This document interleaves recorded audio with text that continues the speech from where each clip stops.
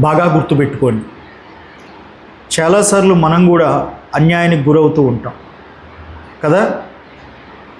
మన దగ్గర బలం లేక మనం అన్యాయానికి గురవుతూ ఉంటాం. భూలోకంలో మనకెవరు అండగా ఉండరు, మన పక్షాన ఎవరు మనుషులు నిలవబడరు.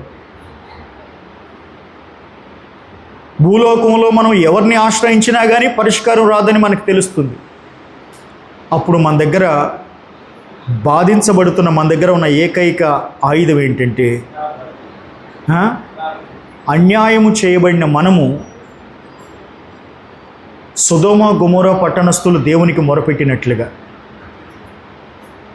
బాధించబడిన ఇశ్రాయేలీలు దేవునికి మొరపెట్టినట్లుగా, హేబేలు దేవునికి మొరపెట్టినట్లుగా, వధింపబడిన ఆత్మలు దేవునికి మొరపెట్టినట్లుగా మనము దేవునికి మొరపెడితే మన ప్రార్థన పరిశుద్ధుల ప్రార్థనతో కలుస్తుంది.